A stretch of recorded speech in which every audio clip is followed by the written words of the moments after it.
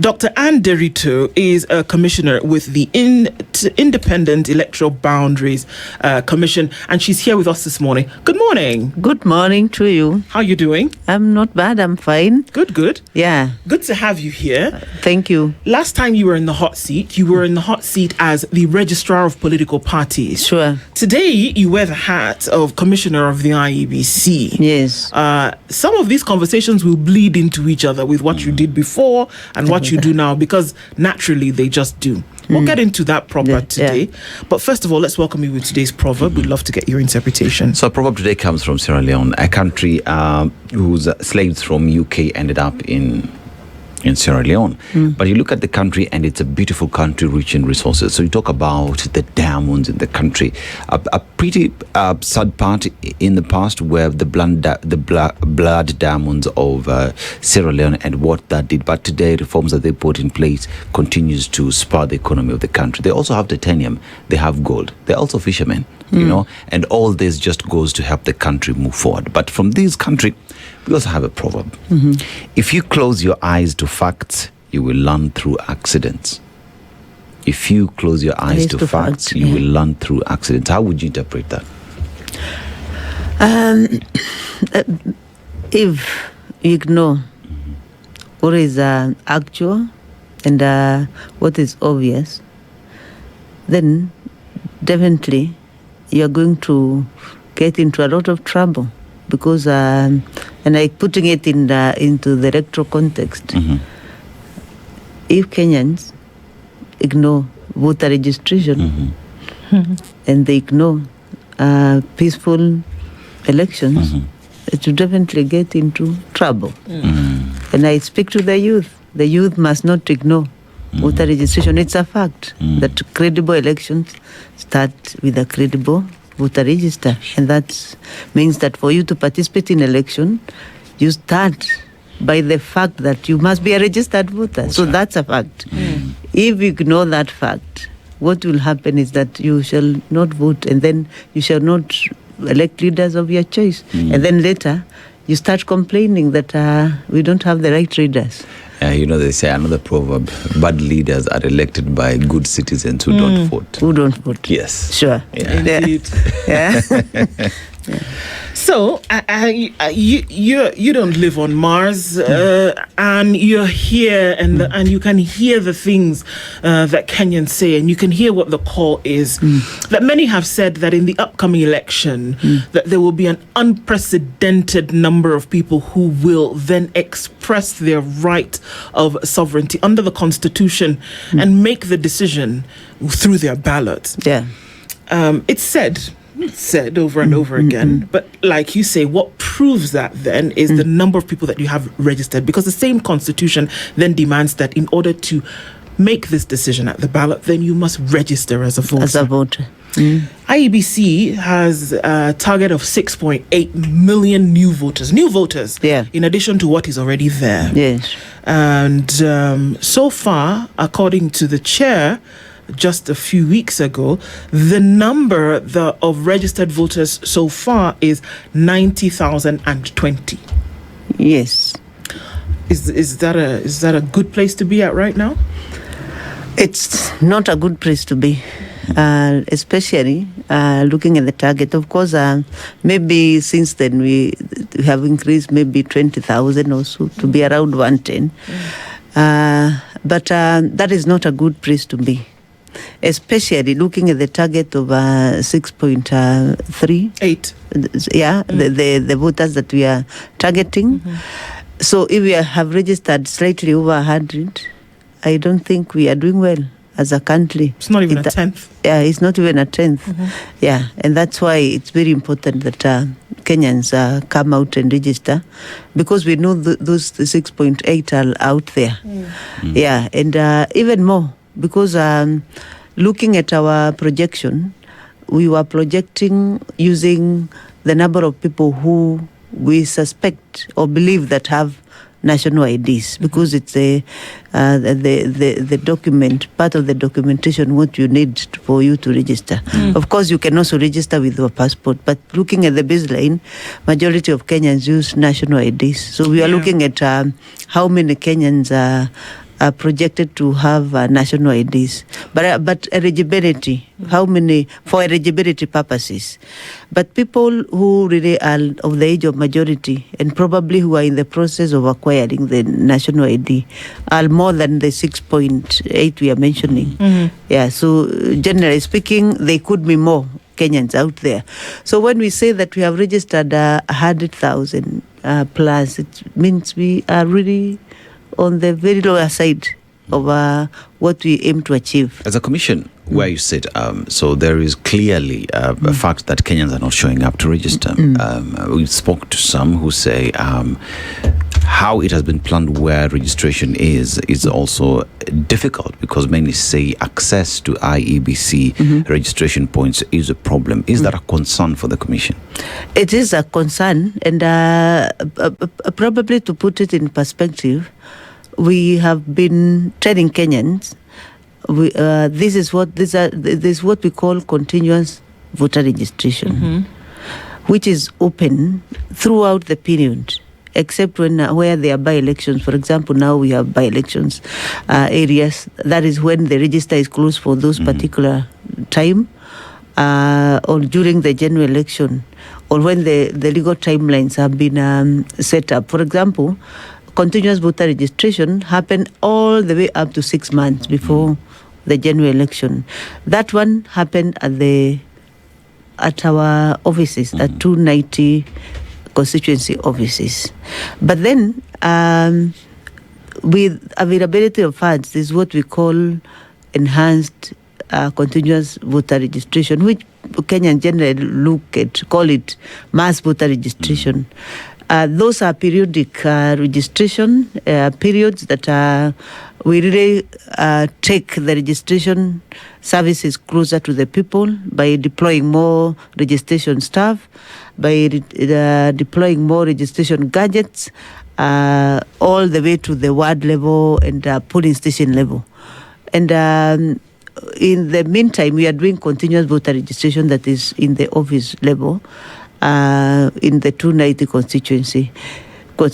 So, but in a short while, and especially after we finish with the by-elections, we shall be rolling out a mass voter registration, maybe for a month or two, where we now go to the people in the polling station level. We meet you in your market. We meet you in the institutions of learning. We meet you everywhere. We meet you at your shop. We will come at your polling station where you want to register and all that. We shall come looking for you. But that's also, the length of that depends on availability of funds. That's why when the registration is open, even now at a continuous voter registration level at the offices, Kenyans should take advantage of that and come out and register. Before we come now to roll out that, which will happen soon, but it cannot be forever. That can only be periodic, depending on the availability of fund. Probably the maximum could be 2 months. But Kenyans need to take advantage that voter registration services are offered throughout the year, throughout the periods up to 6 months before the general election.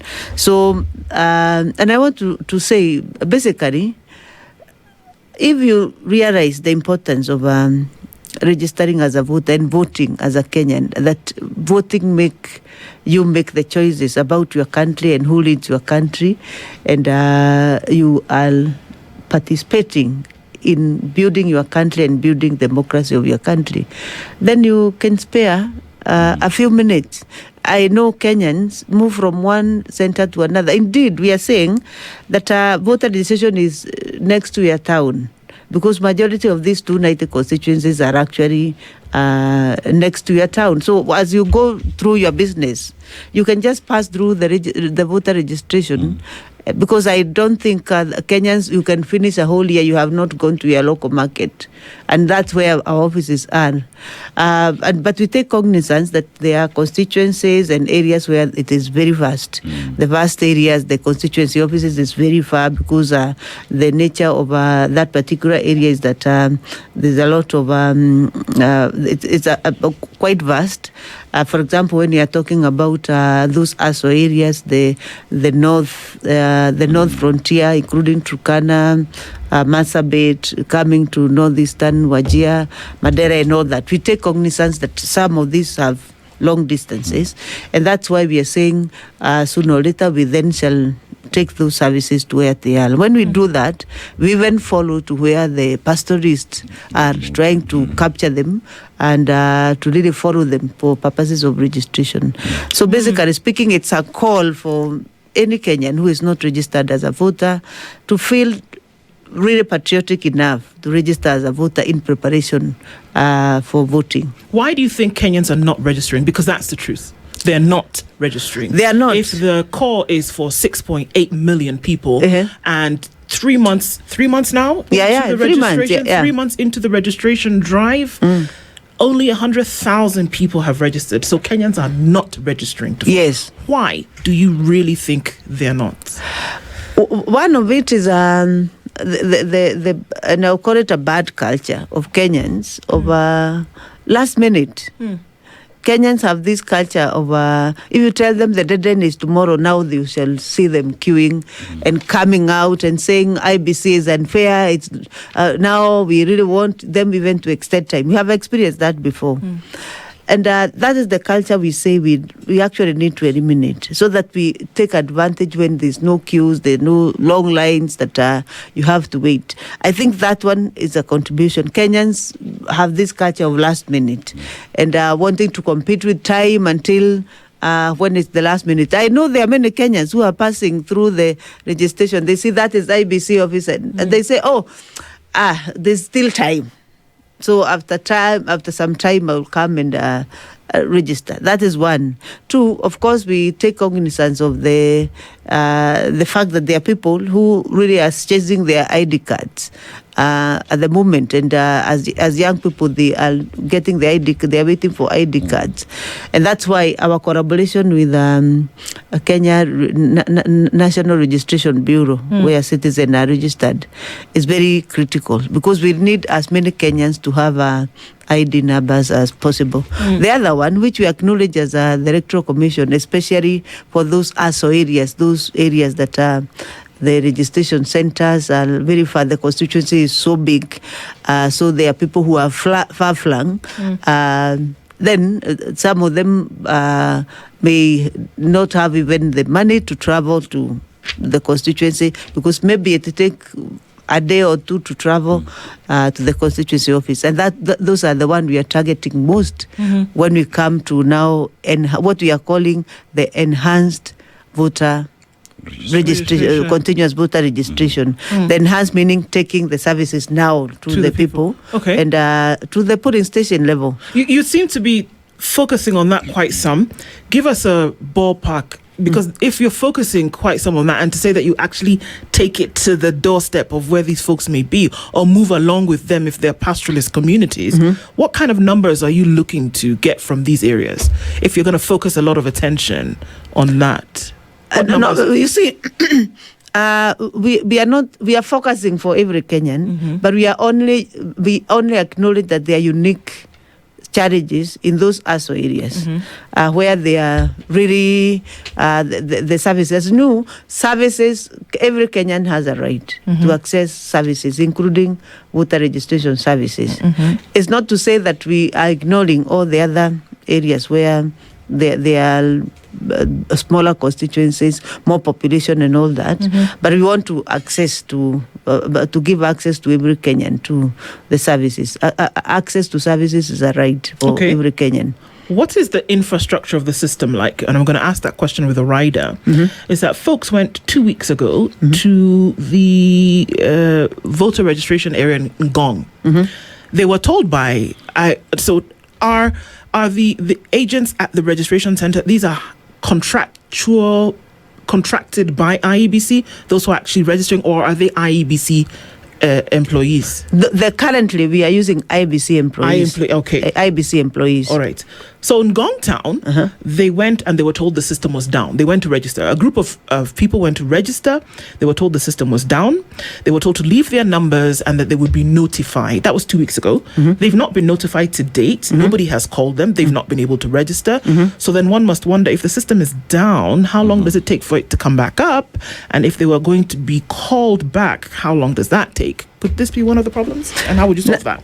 Now, maybe that need more in-depth, because I know our system, you can also register offline. You may not wait for the system to be there. Maybe that's an officer who probably, either for some reason, gave an excuse, because the system we have, you can also register offline and to upload the data. Do they know this? The data, yes, they are trained officers. That's why I'm saying we need to go into the depth of that. What could have been the problem? If some officers, and probably I may want to get the details of that, then we are able to connect with that, because our system also, you can register offline and then later upload the data accordingly. What you cannot do offline is currently is the if you want to transfer your vote, because that one you have to really get into the system so that we are able to bring up your data and see where you are transferring from this level to this other one. But as far as registration is concerned, it's possible you register and then that data will be uploaded later. We have given those options as part of our registration. So that's a unique case. It's probably one with kind, which we may want to get. Probably the challenge was different. Maybe power was not there, because if you don't have power, then even you cannot. But surely, if there was no power, they would have said, "There's no power right now. Maybe we can come back later." But in this case, they said, "We will get in touch with you." This may be the message that is sent to a number of people who come to registration centers, and for one reason or another, if the system is unable to capture them at that moment, have been told that they would get back in touch with them, and that doesn't happen. It would then increase the apathy, wouldn't you think? Yeah, if that happens, which we really need to get into the depth of it. And Kenyans we have an offline, we have a customer service system where Kenyans, even from as far as where they can be, they can also get in touch with us so that we are able to isolate and understand what the problem could be. Okay. I have a question. When it comes to registration exercise, so I'll do a comparison. Today, if I want to sign up for an account to a bank, I can do that online. What do I need? I need to go to the bank's portal, key in my details, take a photo of my ID, front and back, and upload it into the system, and there you go. I have my bank account. Later, if I walk into any bank account anywhere across the country, they would take my fingerprints, my biometrics, and key it in. IEBC says that in terms of funding, it's a problem. But going digital could be the solution. Has IEBC sought to go digital in terms of registration, where any Kenyan from across the country, especially the people you're targeting, who are the young people, where do they spend most of their time on their phones? Isn't it about time that IEBC looked at that as a solution, where you can register yourself in the portal, take a photo of your ID, because that is needed, and later they can come to confirm to your offices that the number that you have received, because you can get that registration number on your phone through a USSD or an SMS, go confirm that Dennis Aseto is registered as a citizen to vote in a specific county that he feels he wants to. Because I would be in Nairobi, but I want to vote in Mombasa, because at the time during elections, I'm in Mombasa. But I could register from Nairobi as a Mombasa voter in Nairobi. Why isn't IEBC thinking of such innovative means of dealing with the pressure of having personnel and the pressure of having the pressure of systems going down? Is that an option?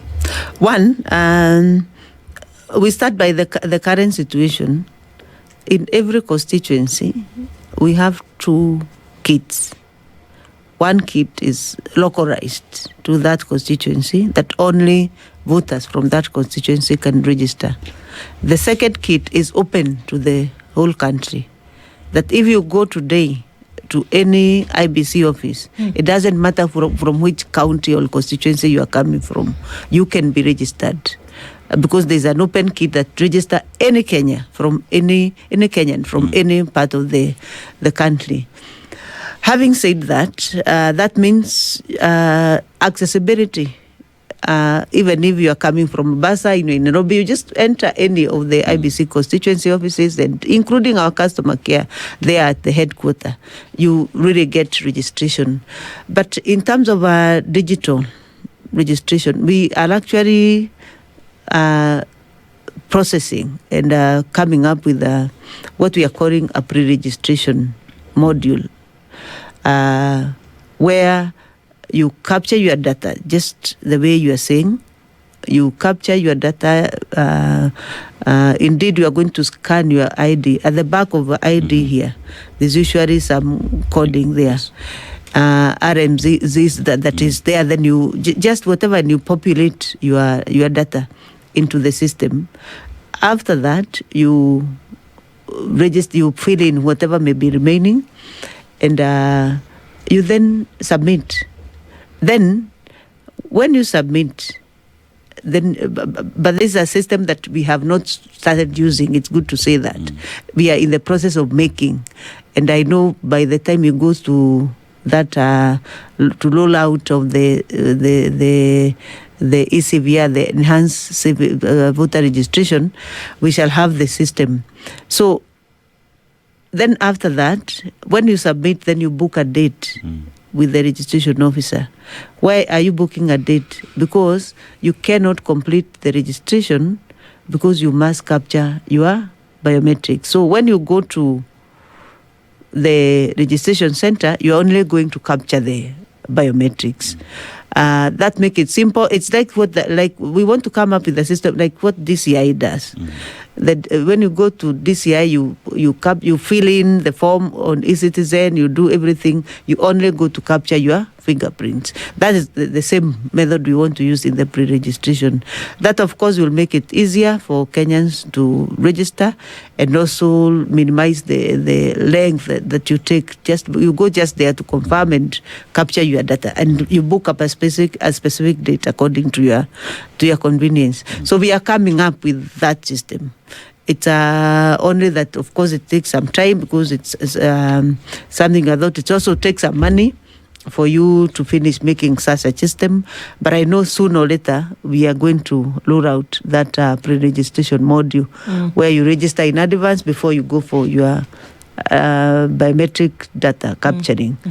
Yeah, so it's something that innovatively we have our internal developers, very, very talented young people who are working on it, and our Directorate of ICT. Yeah, so it's something that we are considering. But meanwhile, it is important for Kenyan to know you can register in any of IBC offices. It doesn't matter where you are coming from. The registration services are accessible from any point, provided it's an IBC office. What kind of mapping have you done for those locations for registration around the country? I mean, we can look at Nairobi, we can look at Kakamega, we can look at Kwale. How mapped out has this been done that within a certain radius you would have a number of IEBC registration offices, or are there like 3 in Nairobi, for example? How has that been done? Now we have constituencies. As currently the situation we are registering at IBC offices, and every constituency has an IBC office. For example, Nairobi have 17 of them. 17 constituencies, therefore we have 17 offices. Depending on the county and how many offices. For example, Kiambu has 12. So in Kiambu we have 12 constituencies. Therefore, we have 12 offices that are within the Kiambu County. So that's what's happening currently. But when it comes now to rolling out, where we are now reaching out to the polling station, of course we shall use the index of population and also the index of distance when we are allocating the different kits, so that we are able to reach as many Kenyans as possible. And we have the kits, so it's a question of just hiring personnel and then training them and then making them go to the local markets and everywhere. That time we shall now look at population and also the index of distances as we allocate the kits. So generally, Kenyans can just visit any office. That's the beauty of it. And you register because really you are not restricted only to the constituency you come from. You know, Kitabo, people used to travel to their constituency where you want to be registered. And then you travel all the way.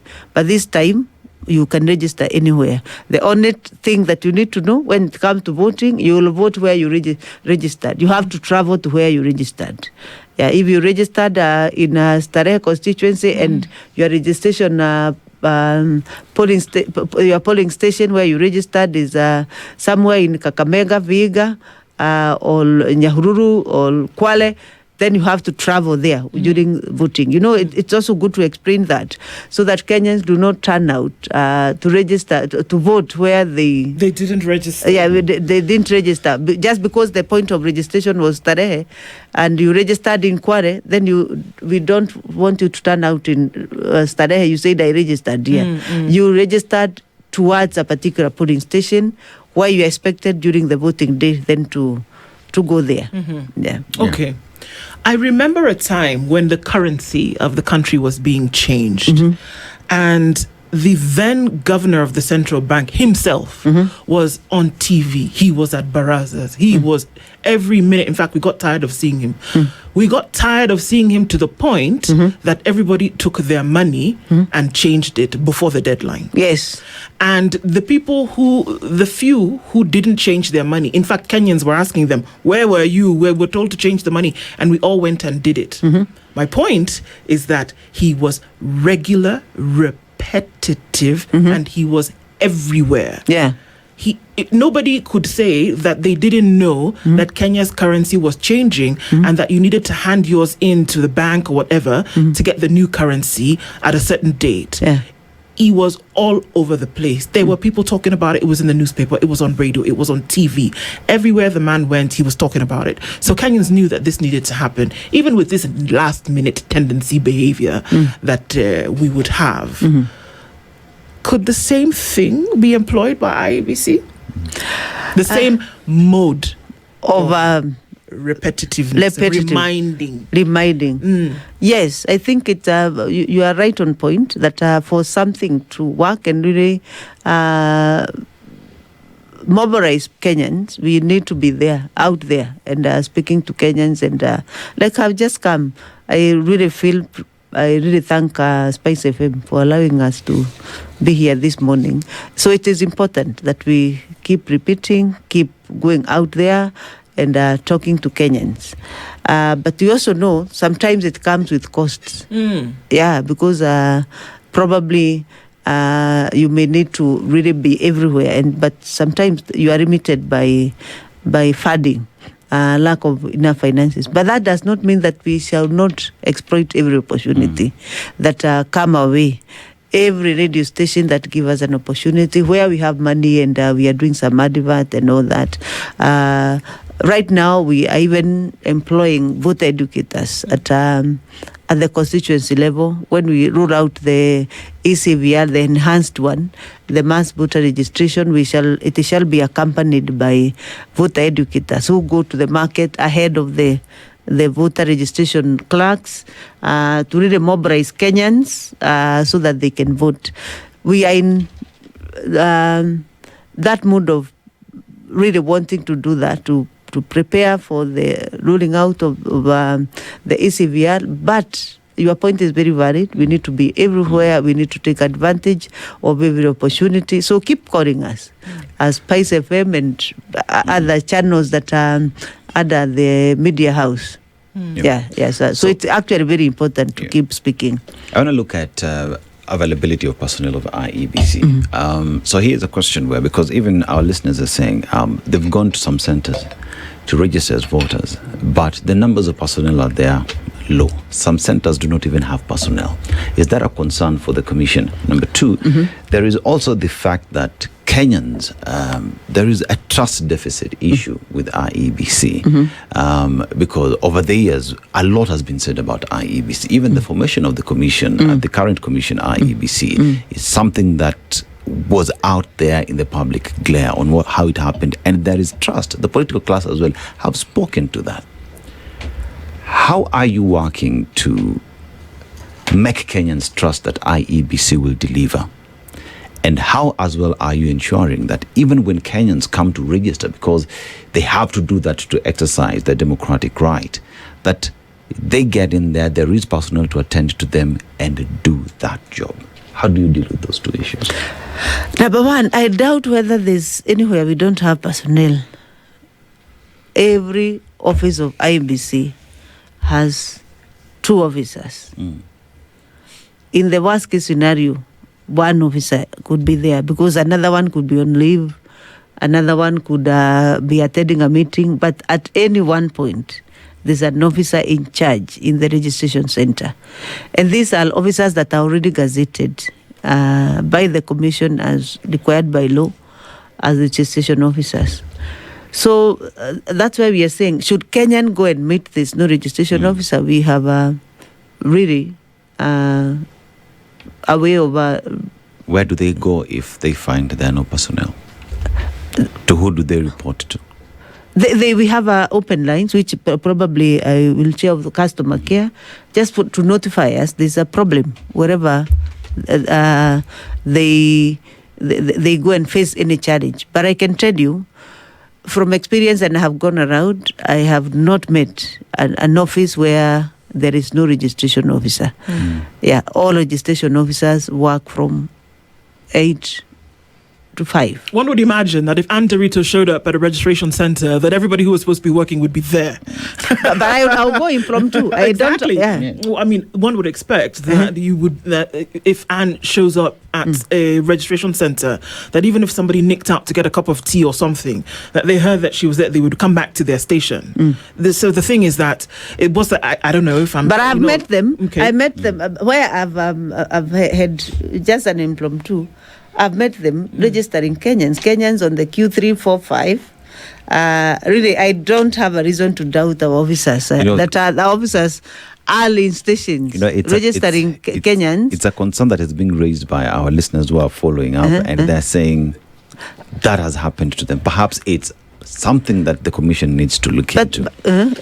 We are not doubting that. We are saying, should there be an issue like that, it is very important that Kenyans are raising it. Then we shall zero down probably to one station, to that one station where Kenyans are saying, probably I went there, and we know the circumstances. Because also, it's also good to realize that Kenyans also have this habit of appearing during lunch. This officer maybe need a break. Have gone for lunch, okay. Yeah, have gone for lunch. And I've seen that. I've been working in my office. People will just flow in, including lunch hour and oblivious that also maybe a Kenyan need the registration officer may have just gone for lunch. And that's why when we gazetted the time, we said it's from 8 to 1, then 2 to 5. Because this 1 hour, the Kenyan must have a break. The registration officer also must have a break. But I'm not doubting the Kenyans who are raising concern. We are only saying we can zero down to those specifics. Yeah. There's a question on the issue of trust. Yeah. How is the Commission working to regain that trust? Because Kenyans need to be sure that IEBC will deliver a free, credible election. But that, as it stands, kidogo, the Commission has a lot of work to do. Yeah, there's a lot of work to do. And I want to say the first thing is that trust is earned.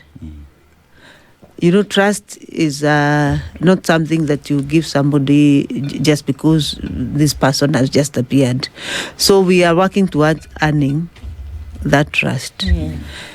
And one of it is setting our systems and making sure that our systems are there and they are working. 2 is to explain ourselves to Kenyans.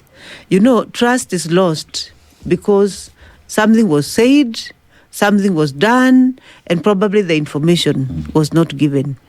For sure, sometimes trust is lost because there's a gap between the recipient of the information and where the information is coming from. So the gaps in between there are not filled. So one of the issues is to assure Kenyans and keep explaining ourselves what is it that we are doing. If we are not explaining ourselves, it means people will think there's something else we are doing behind the tent. So ours is to work transparently on the table and telling Kenyans, look, this is what we are doing at this particular time. And at this time, we are preparing like that. Like now, I've been explaining that there's no mystery in voter registration. You can now register anywhere, even if you are coming from a far-flung and you happen to be in Nairobi for other businesses, just walk into a registration center and you'll be registered. That will save your money, you save your time. So explaining ourselves is one thing that we must continually do to rebuild trust. And of course also, we also require to ask Kenyans also to give us time, because the issue of IEBC and trust, public trust, is a historical issue. They don't even look at, like now, you hear Kenyans saying, we don't trust you, and we have done nothing. We have just arrived. We have just arrived. We have just been recruited, and we have just starting. And then suddenly you say you don't trust us. You have not seen us, what you have done. So it is more historical. But I have said, and I will repeat again, trust is also earned, and we must work towards assuring Kenyans and showing what we are doing and system and working independently and transparently, and making sure that we respond to Kenyans, just like the issues we are raising. We must be responsive, and that's why I'm saying it's important to go into the depth of when complaints are raised, how do we address them? Because trust is really, really about also addressing issues that are coming on our way. You've mentioned about explanations and that you need to explain to Kenyans over and over again. And one matter that needs explanation is why a different methodology. Different elections, what Kenyans have been doing is scanning their fingerprints and going into the election, and that's it. Right now, there's a new methodology. You can control, you can correct, but that is the iris scanning. Yes. And with that now, if you look at the methodology that will be used in 2027, we have two different sets of methodology. There are those whose eyes, personally, my iris was never scanned. My iris was never scanned. As we go into that election, one would ask the question, who will use the fingerprints and who will use the iris? And how does that then bring together the aspect of a methodology that is understood by everybody and not methodology that confuses the voter? Why have the iris in 2027 elections? One, it's good to know that technology keeps shifting, and also systems must keep shifting. And you must start from somewhere. First, the iris. Is it legal? The answer is yes. The Elections Act, Section 2, allows IEBC to capture as various biometrics, several of them, actually quite a number. But we chose the iris because in addition to the fingerprints, as a two-factor authentication, one can fail. And it has failed. You have seen it in the last general election, previous election. The default method of identification is actually fingerprints. Should fingerprint fail, then instead of becoming manual, you can resort to iris. So the assurance I'm giving Kenyans is that we still will use biometrics as the basic and the major voter identification method. But we are capturing iris, and we shall continue updating the iris register, including for the people like yourself whom we never captured your iris. We would require you at your convenience, you can update your data and we capture your iris. But the default method of identification is actually fingerprints. Should this have been a conversation that Kenyans, the voters themselves, should have been involved for them to give the okay? Because remember, public participation is a requirement. Kenyans today are saying, fine, IEBC has decided to go with the iris method, but we have not been involved in this process. Why? One, they were involved when the law was made, because it's in law. There was a lot of public participation on the Elections Act. Because if you tell us that everything now we do, and it's actually in law, then we come back. That's why when the law-making process is happening, there's a lot of public participation. It's even put in the newspapers by IBC, later by Parliament. Kenyans are asked to bring in, and they accepted that law. But Daktari, what I mean is, since the 2010 Constitution, there has been a specific methodology that has been used. Fine, iris is there in law as part of the biometrics that IEBC can use, but Kenyans have not used this specific methodology before. As IEBC introduces the new methodology into the system, isn't that important that Kenyans are, first of all, informed that we are updating our methodology? Information we give. Second, that Kenyans sit and are explained as to why IEBC is updating this new methodology, because as we speak today, Kenyans are saying there is something sinister, and perhaps as much as maybe there is no something sinister, there isn't something sinister. Ought to explain to Kenyans why it sees it's fit or important for the update. Even in your phone, there is a software update that will happen over and over in time, but there is a notification that you're sent by the phone for you to press OK and say, fine, you can. But IEBC rolled it out without involving Kenyans, despite the fact that it's in the law. The update needs a notification, which did not happen. One, I don't think you the way you are putting it, it's as if we are introducing a new methodology. There's no new methodology. We are introducing. Voter identification has been biometric using the fingerprints. We are not saying that we shall not use the fingerprint, we shall now use iris. No. Both can work. Both can work, but we come to iris when your fingerprints have failed. If you look at the last general election, you are going to see that there were so many cases around. We use voter register without the manual register. You know, those cases went up to the last day, up to one day to elections, about the manual register. And they were saying, let's bring the manual register for purposes of that person whose fingerprint will not respond to identification. Okay. That's why we need the manual register. So what we are saying, for election to be free and fair and credible, let's use everybody to be identified biometrically. That's exactly what we are saying.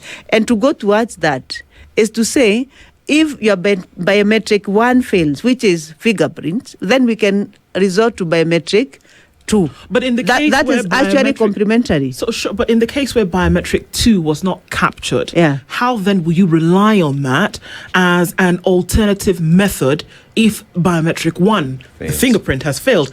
In this example, where Dennis Aseto went to register and his iris was not captured, in the event that biometric 1 fails, this is just Aseto.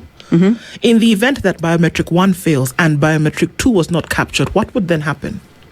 Now, you see, this is a progressive realization of that vision where everybody is biometrically identified. And you have to start from somewhere. And because we are not coming up with the whole register anew, then we start with the one we are capturing now, so that in the long run, every other register, every other person will be updated. Okay. And that's a work in progress. And that will progressively eliminate any identification, any manual identification. Okay. Yeah. And also, one of the things that you mentioned here is obviously the numbers are low. Let's go back to that. Yeah. And looking across jurisdictions, whether you're looking in Kenya, whether you're looking in South Africa, Nigeria, whether you're looking in the UK, the US, India. Yeah. One of the major obstacles towards achieving desired numbers in voter registration is the lack of voter education. Yes. That you would be surprised that people are thinking, okay, a Tuesday in August, folks are going to say, I have to go and present this and I'm going to put my, mark somewhere. And that's about the size of it. Yeah. In terms of what they are doing this for, in terms of it being a right, in terms of it then also being a constitutional and state duty or responsibility, many people do not know.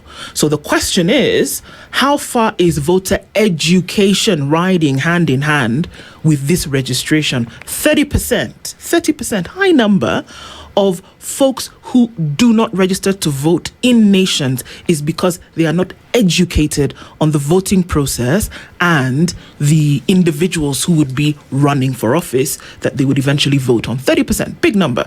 So where is the education of would-be voters playing in all of this? Okay, thank you. But before I answer your question, let me revisit the issue of voter identification, because it's good to put in perspective. When you appear to vote in a registration center and your biometrics, the fingerprints, do not. Before we even go to check you manually or anything, we use alphanumeric. We type in your ID.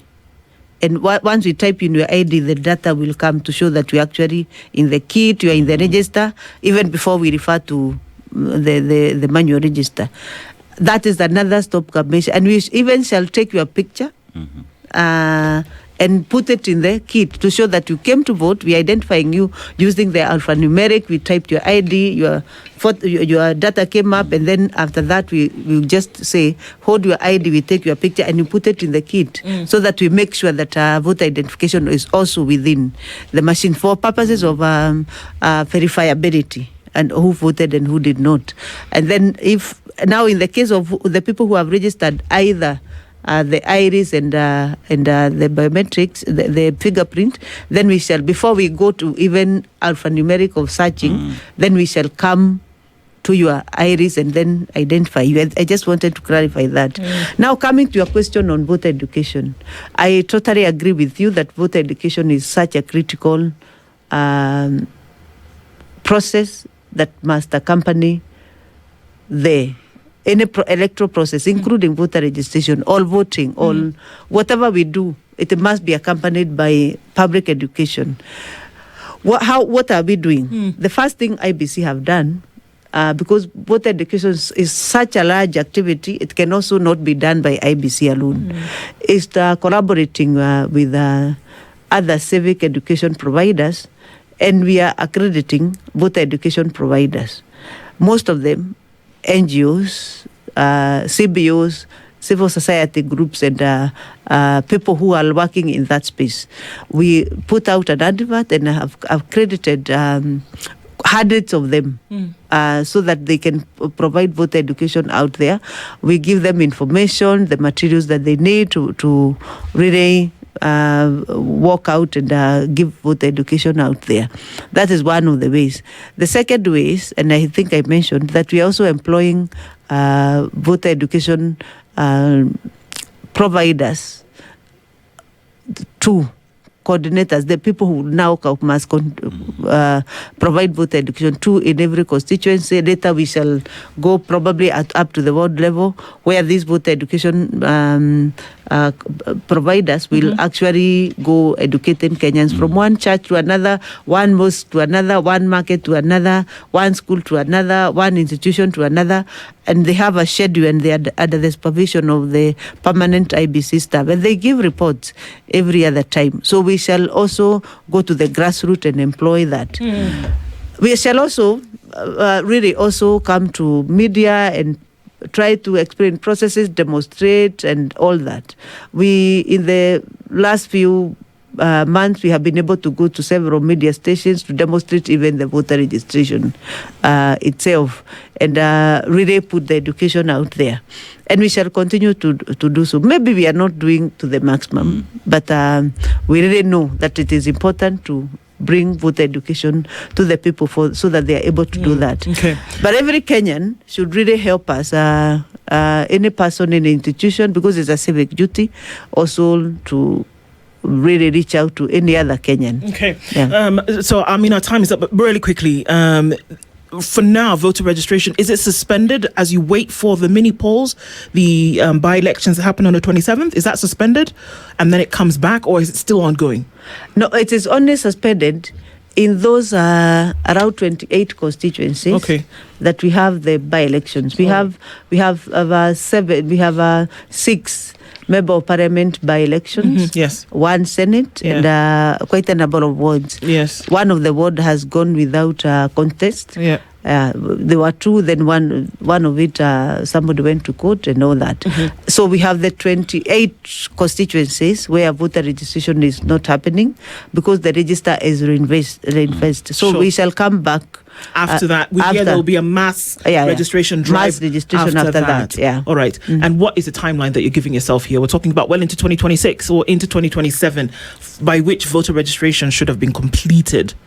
It is 6 months. 6 months to the election, to the general election. All right, so we're looking then voter registration will have been closed and completed and all that. February 2027 essentially is what we're looking at. Yes. It looks like it's a lot of time, Anne, but it's not. It's not a lot of time, because there's also a lot of work for the data processing of that register and all that. That's why we are asking Kenyans to come out as early as now. To register as voters. The conversation continues, and we want to thank you for being here this morning. Dr. Nderitu is a commissioner with the IEBC, talking about voter registration this morning.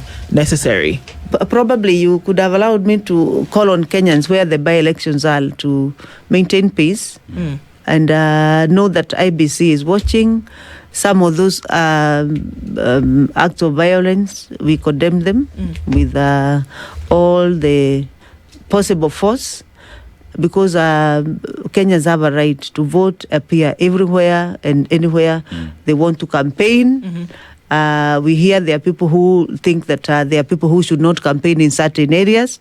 We want to say any Kenyan is allowed to campaign anywhere in this country, and then they must also come out and vote in those by-election areas. And let them, every Kenyan and every politician out there, maintain peace during these by-elections. It's a last statement, but a strong one, that's for sure. Nderitu, thank you so much for being here this morning. We look forward to the next. This is the Situation Room, the only way to start your day.